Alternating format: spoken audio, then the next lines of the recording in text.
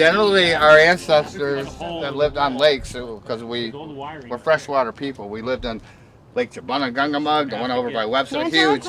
Yeah, yeah, and yeah, all those Quabog, all those tributaries and lakes had dugout canoes. Okay. Our ancestors would come up to their area and look for the trees were much bigger back then too. There's chestnut trees, big oaks. They were all huge, bigger than they are today because overpopulation. No, we're not taking care of our forests.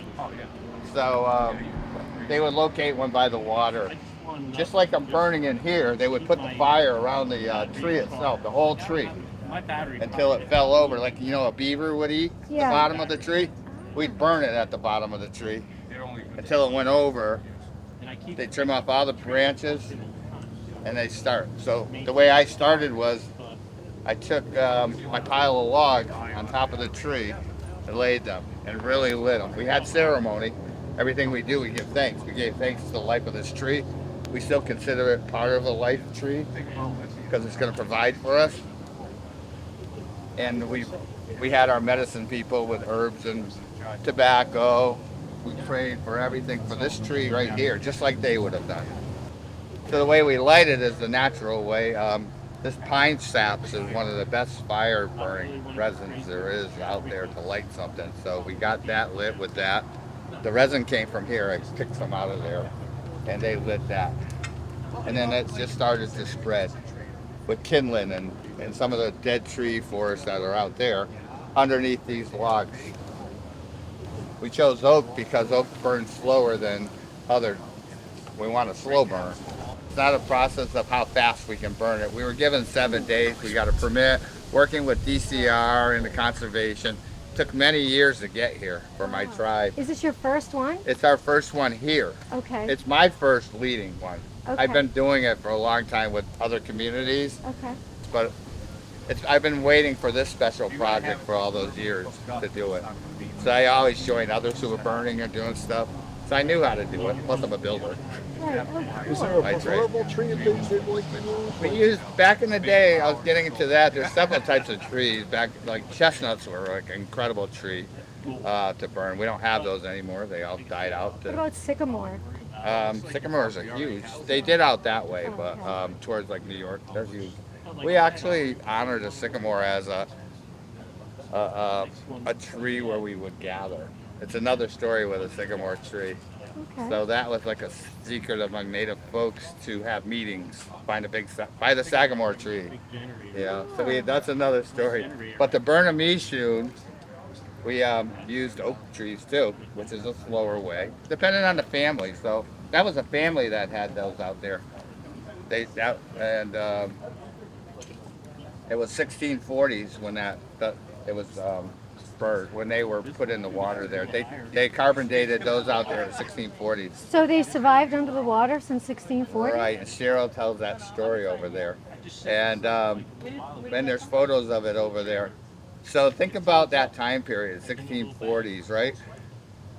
That was just before the start of the war, right? What was that? So why would they leave perfectly good dugouts in the water? The reason why they put them in the water a lot of times is because we honor the seasons. We travel with the seasons in our homelands all of Central Mass. So they lived probably in Quabog, on Lake Quinsigamog, and they might have went at that time, and I don't know what month it might have been, but one of our months is when we go harvest the shad on the Connecticut River, or we'll go out to the sea line to get some shells and stuff. But depending on whatever month that was, or strawberry, or getting our herbs, they'd leave their home, and they don't want anybody taking their possessions. And these take a while to burn, so they probably hid them into the water so no other person could take them. Put the stones in them, just like over there, and they left. So, and hopefully come back to their home. Well, they never came back. So, several reasons why they might not have came back. They were part of the war. Right. They might have left because they were forced to leave. They might have got killed. Those are the only three ways they didn't come back. Because wasn't there a big movement where they had to join with King Philip, or he was... Well, the big movement was they had choices. You either join the colonists we were praying. We were considered praying Indians when John Elliott came by and Christianized us. Yep. So we were still considered savages. You know, that's a whole history of our people over here. And if we took the Elliott's way, stopped these traditions of what we're doing here, given a piece of land to farm, stop doing what we were doing, we were okay. And native folks, we were starting to be Christianized, stop speaking our natural language, and you know, that's what started all that. And when we started saying no, made it even worse. Right. So that's how we ended up with Mishoons fully intact, stuck in that waterway.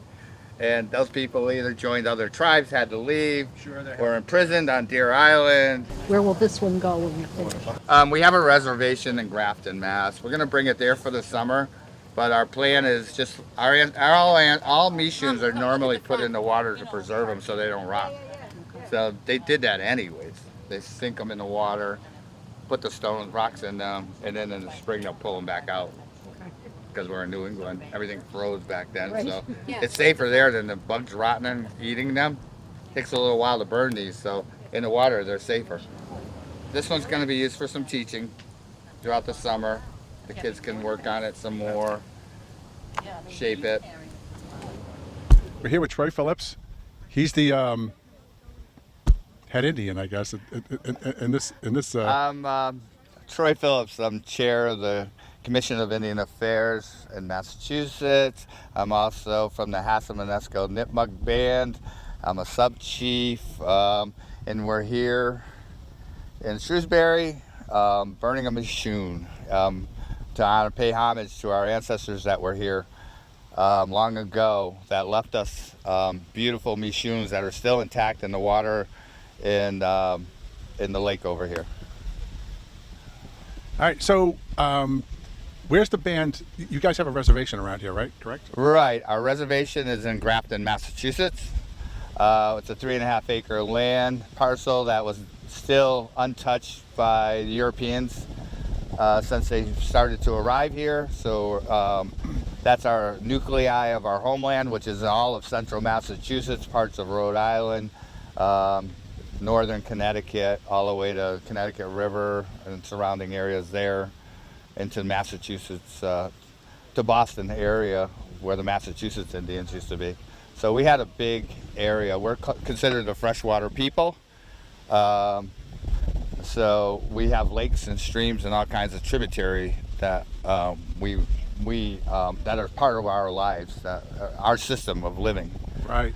So, and your band was presumably living in and around Lake Quinsigamon, or on Lake. We had bands.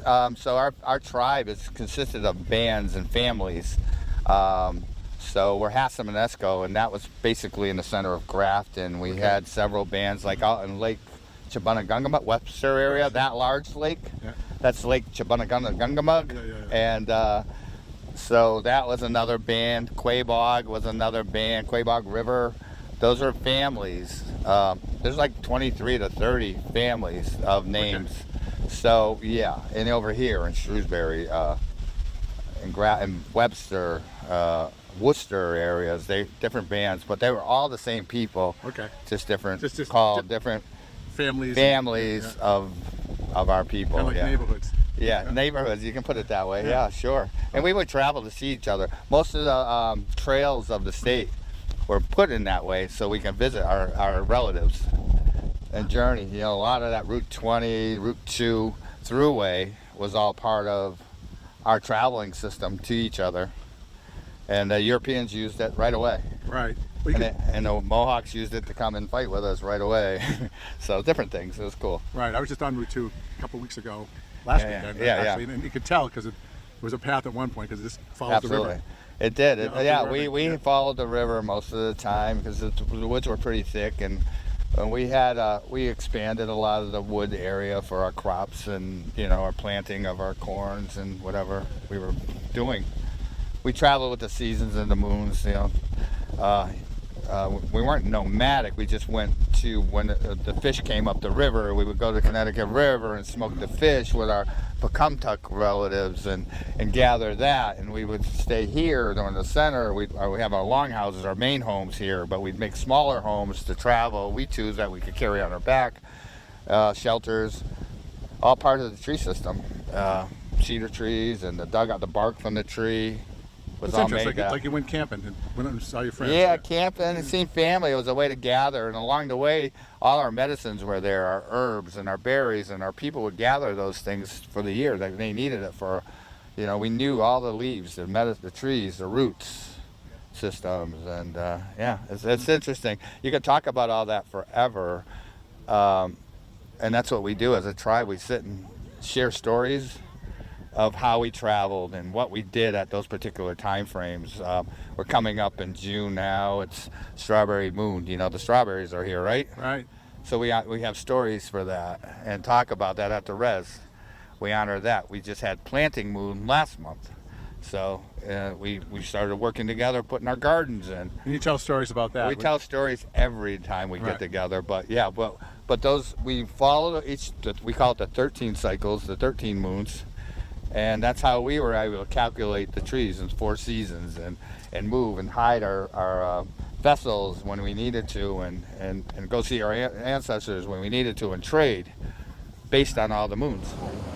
So the Mishoon, this started off, and I saw it Sunday, and we were probably down yay deep at that point. Now we're getting down close to the... We're at day 5 of burning this Mishoon, and a quick briefing is this was 20 years ago in the process of coming here. My cousin Cheryl over there worked with the archaeologists, the divers, got the photos, and oh my God, when can we burn one? When can we go over there? The unfortunate thing is we don't have access to any of this at that time. We were just getting to know the state, the governments. We've been arguing and trying to work out things with them. I'll use the word things with them to be able to have freedom of what we've always had. And so this is kind of special to work with the land conservation, DCR. We got the permits we needed. So now we're here to talk about, how we can coexist, work together, pay homage. All enjoy this, right? Right. All enjoy this beautiful land without having to be told we can't do that. So I feel, almost free that I'm doing this. Everybody's been respectful. The police department, the town officials, all first responders have been so great to us. Where in the past it wasn't possible. Right. So it's a great site. It's a great site to do it at. It's a great site. We've had good weather, great friends, sharing drinks, coffee, meals, and our family's been coming. We've been teaching our people. They're excited, and so Saturday is going to be even a bigger day. I think the news media went across the ocean now. I've heard that there's been media wanting to talk to us, so it's getting a lot of attention. Yeah. Not only for my tribe, we're not looking for that. We're looking for attention on how to save this lake, Quinsigamog. So we all can continue to enjoy it. What can we do to protect this? What can we do to clean it up? It was a mess when I got here. I mean, we spent 2 trash bags full of trash just one area, so our kids wouldn't step in glass. Oh yeah. I mean, people enjoy it, but they need to learn how to take care of it. Enjoy it in the wrong way sometimes. Yeah. So maybe my story and my words will catch somebody who used to do that. If it ever even does it to one person, I'd be happy. We'll come over here and pick up their mess. So.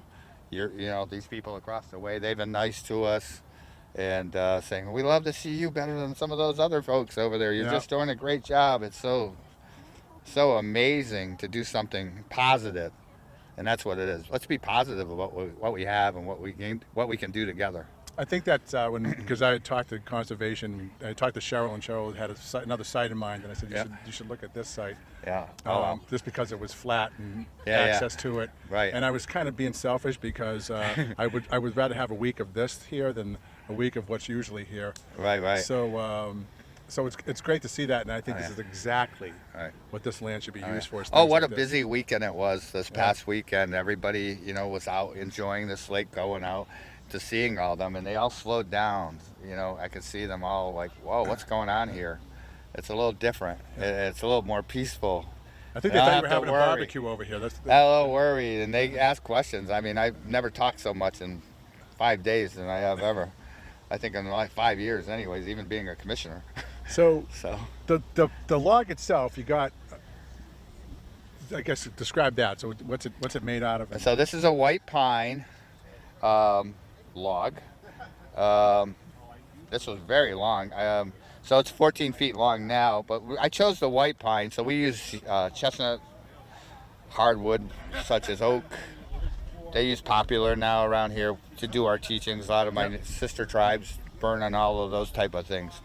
The pine burns a reasonable pace, like a medium pace, as opposed to a hardwood like an oak. It would be too slow for me to get this done in 5 days.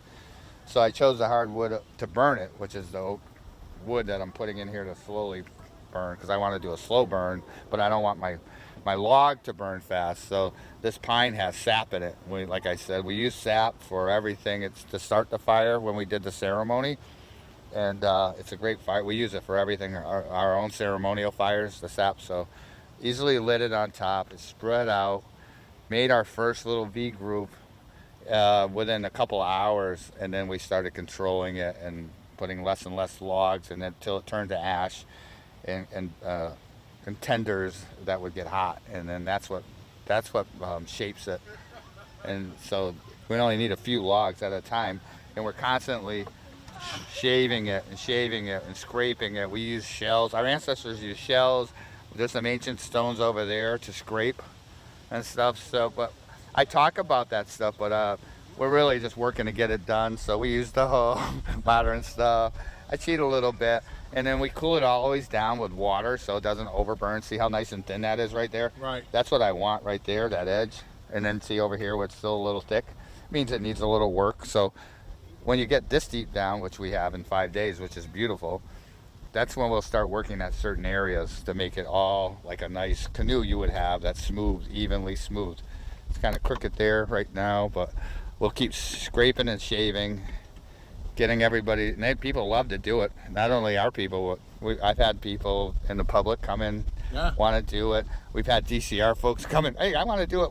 Came off duty and came and helped peel the bark, and it's been exciting.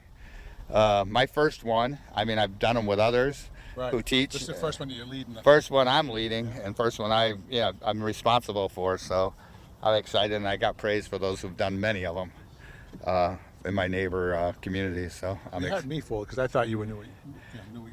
So. I do know what I'm doing. This is my first one.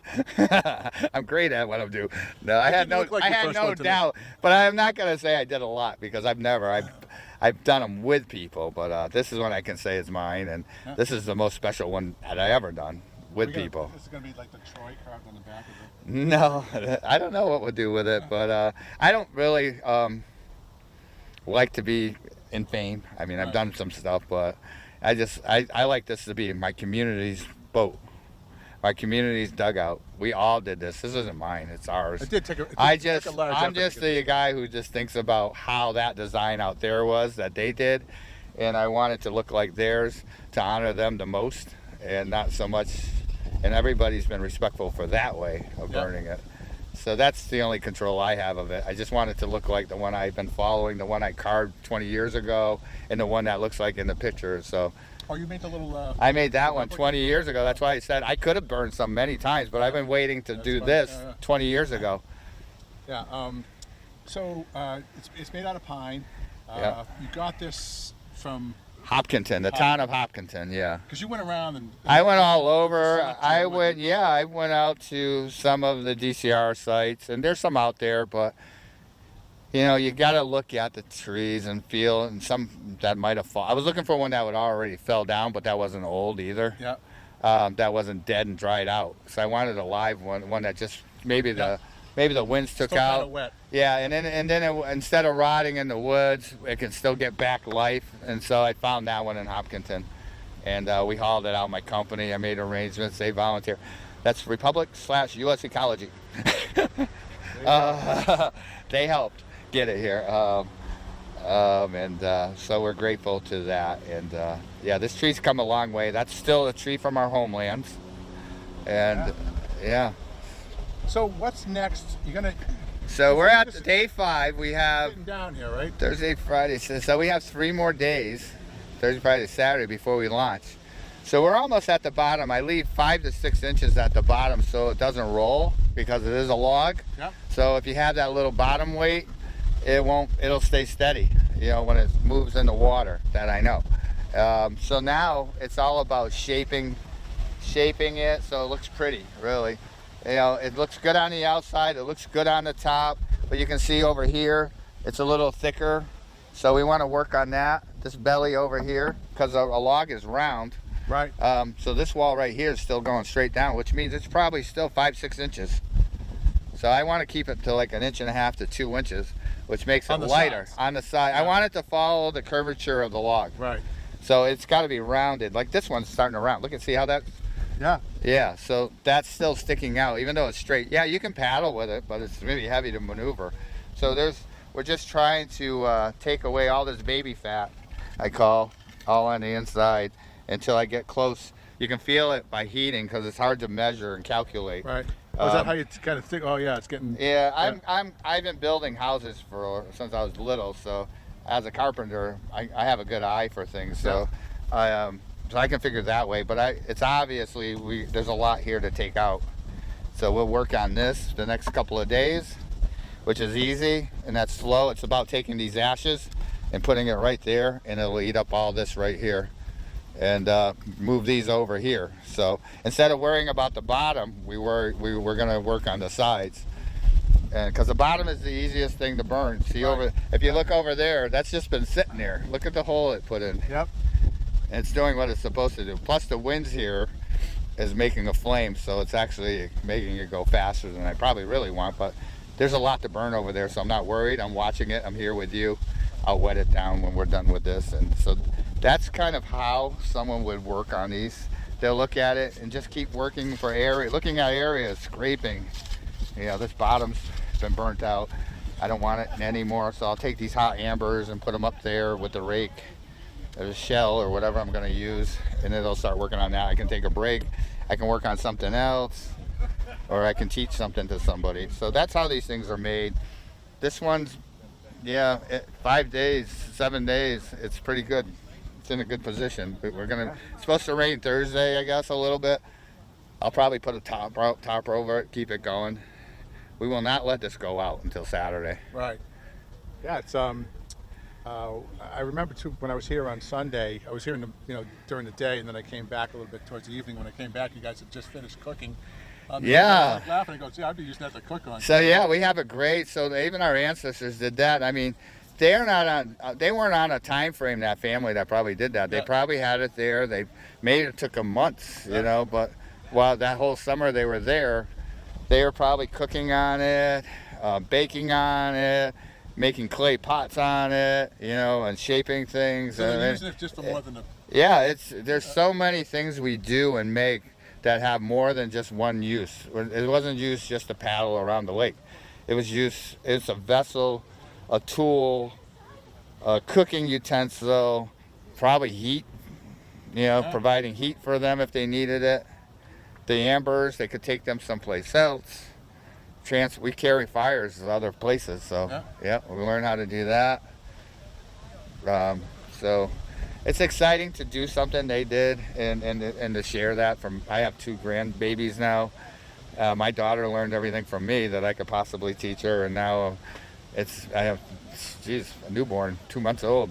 So you got someone else to work on now. Yeah? So I want them to know about this. I want them to come here. My children's all went everywhere I've been since I was a youth. So I want my grandbabies to be able to enjoy this too. Someday come over here and like we are right now and talk about, my grandfather was out here and he built a Mishoon, from 300 and something years ago, and I'm able to come out here and do what he did. Yeah. And so that we think about 7 generations. We think about our relatives. It's never about ourselves. This isn't about me. My whole community built this. Yeah. So from the shape of it on the outside, so you're gonna do anything on the outside externally to? Yeah, normally they would burn the outside as the inside. They put fire under it. Yep. And that'll smoke and cure this too. We will do that back at the res. Like I said, we are kind of rolling it a little Yeah, faster than it's going a little my ancestors did. So we'll burn that, peel it, we'll scrape it. Like I said, those stone tools over there, we'll make it smooth. Theirs was probably beautiful when it was completed. So I'm gonna make it that, maybe throughout the summer, more teachings at the res. We'll bring it back there, and then we'll either work on where we're gonna bring it for the winter to sink it. Maybe we'll bring it back here if permission allows, or we don't know. But right now, this isn't gonna be 100% complete. It'll be still a teaching item throughout the summer for our people. That's excellent. And it won't mess it up if you put it in the water without doing that, or no, it's not going to be in for very long, probably, right? It's going to. Yeah, it'll go in the water for the winter, which is safer. I know that, but I mean, like Saturday. When you... Oh no! It's a log. Logs float. It's hollow. Yeah. No. Burning it won't do nothing. It's not going to have unless I put a hole in it when I burn it. Then we have to plug it up. But it happens. Let's hope that doesn't happen. Sometimes there's a knot, but that's what makes this one so special. That's why I took my time. There was no, how trees have limbs coming out of them. Right. I seen several that were qualified, but they had limbs that I would have to work with and chip and probably patch. And the knot can come out. Yeah. I mean, the knot can come out. Well, they would plug it. They're not going to waste the thing. Right. So I don't have to do that, I hope. What do you plug it with? They would plug it with clay. They would take these ashes that we're burning and mix it with the resins, and you know how they make the birch bark tree. The canoes up in Maine and stuff. Those type of canoes. So they had resin to seam the birch bark. Yeah. To seal it. Yeah. Right.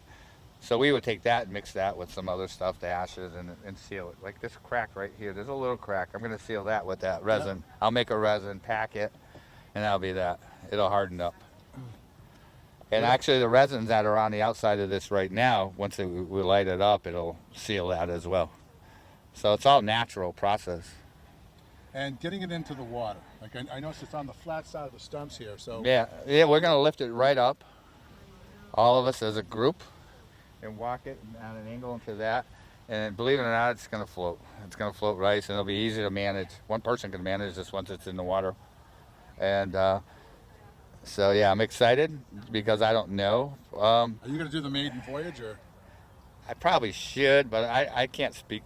I have to speak. I always talk a decision of my tribe. I would say, who wants to be part of this? We haven't decided who's going to be the ones. Just because I'm here speaking doesn't mean it'll be me, but I'm probably hopeful I'll be at the back. I have paddled in them, but I've done many trips for ceremonial things, like to Deer Island, where our people were brought out 30 miles in these things. So I always think about my next generation. Maybe I want them to do it instead of me, because I feel already what's happened. Right. If they paddle out there, maybe they'll feel some of the things I do, so that gets passed. So it's not really about me, but I'm excited. We'll see who's fearful and who shows up. Right. But it will go out. I hope it does. And we'll talk with the chief and the community and see who gets to take it out there. But I'll be out there with them, either in this or something else. It sounds like it's going to be a cool thing. And I hope you join us, because I know you got a boat. I hope it's one of many times. I really do. Yeah, like I said, this is an exciting thing. It's a great thing for Lake Quinsigamond. It's a great thing for the community. Yeah. I'm hoping that the community can learn more about the culture and the history and all. Call the things out. Well, what would really be cool if they could hear the stories and kind of be involved in some of that stuff. Yeah. So and see how the community is, and see how you gather in the circle and all the stuff there. Maybe. There's times at our reservation with the community, other communities come, including the public, to our fairs, our powwows, and see what we do and learn about us. We have people who talk about all these different things that I've been just briefly sharing, and they'll talk in depth. They love to share their knowledge. Thank you so much. I mean, this was pleasure. It made my job easier. All I had to do was sit here and hold the mic. I'm here with Cheryl Stedtler. She's going to be mad if I said this, but you basically have kind of organized and spearheaded this event, and I know that it was there's myriad of a couple of sites you had to look at first, and there was the getting all the permits when you finally decided on this one. It sounds like this one looks like this one's working out well. Perfect. And it's been a task, and it's something that you've had in your mind to do for a long time since I met you. That's got to had to be 15 years ago, I think. 23, sir. 23 years ago. Okay. 23 years is when we started this project. Yeah. So I mentioned a little bit after that, but I Well, remember. not much longer. Yeah, I remember talking about it. I said, "Do you guys ever burn a Mishoon?" And they go, "Well, no, we don't do it. They do it in Plymouth, and yada yada yada." But so now you got one yourself, and it's been a great week so far. So It's been a perfect week for us so far, and thanks for recommending this space for us. It was a challenge getting a space at first, mostly just because of the logistics. If you look at the size of the log that needed to come in and the space around it that we needed, and it's just been really wonderful with the community coming in. We've had a large group of people almost every day, so trying to manage that in some of the smaller spaces really wouldn't have worked out. And I'm glad we were able to settle here, because being close to the water and in this really nice spot, and the people like on Flint Pond are just really very welcoming.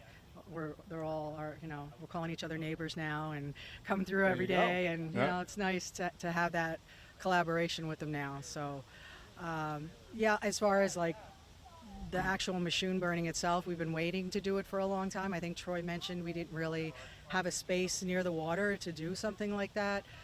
It's not like we weren't able to do it. We were physically able to do it, but we needed someone to kind of work with us to give us that space. And thank y'all in the lake community for doing that for us. That's been a really good thing for us to be able to collaborate with the lake community, DCR, the fire, police. They come through here checking our progress every day. Some of them are helping us with it. It's just really been a wonderful week so far. perfect. Yeah, I know that there's from that standpoint, I know that almost every agency that is excited about this. It's not just like, oh yeah, we'll let them do it. They're actually thought it was the coolest thing. So, which is kind of funny when you talk to the different people you talk to, especially conservation, because they're not like really jumping up and down about people using the land for anything other than fishing or something like that. But this is such a great. This is kind of what I think this kind of land should be used for. Not just Mishoon burning, but just kind of an educational thing and a historic thing. And, We agree. Yeah. So I know you do, but so this has been perfect, and I hope that this won't be the last time you guys have a function down here like this. Yeah, I mean, you welcome us back. We'd love to come back. We love this space. It's beautiful for us. We're connecting with our ancestors, with the land and the water, even more importantly. So, we'd love to be back, and still open to everyone to come and share, and we can collaborate, and you can learn from us, and we can learn from you. And I mean, it's just been really awesome. Yo ho! Yo ho! Yo ho! Yo! Hey!